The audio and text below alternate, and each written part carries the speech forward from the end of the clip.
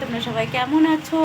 আমি কিন্তু হোটেলেই আছি, অনেকদিন বাদে তোমাদের সঙ্গে দেখা করতে চলে এলাম। আসলে কি, হোটেলে কাজ করতে করতে না সেইভাবে সময় হয়ে ওঠে না।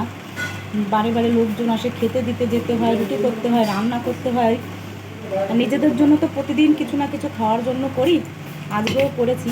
কি করেছি চলো তোমাদের সঙ্গে শেয়ার করি। দেখো, আজ রান্না করেছি, এই যে দেখো, শাপলা তো অনেকে খেয়েছো ভাজা, তবে আমি কিন্তু শাপলা দিয়ে কালো জিরে রসুন দিয়ে চিংড়ি মাছ দিয়ে করেছি এই যে তরকারি, শাপলার তরকারি। তোমাদের দাদাভাই ওই যে দেখো ভাত নিয়ে চলে এসছে, কারণ কি আমরা আগুনের কাছে থাকি তো, তাই ভাজা টাজা না খেতে ভালো লাগে না, সেই কারণে আমি একটু হাতায় তুলেই তোমাদের দেখাই।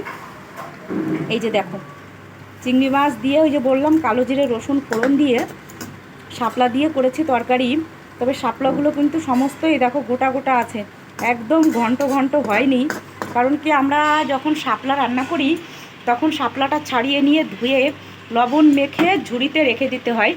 জলটা ঝরে গেলে আমি ঝোলের ভেতরে মাছটা ভেজে নিয়ে ঝোল ফুটিয়ে নিয়ে তারপরে শাপলাটা দিয়ে এই তরকারিটা করেছি।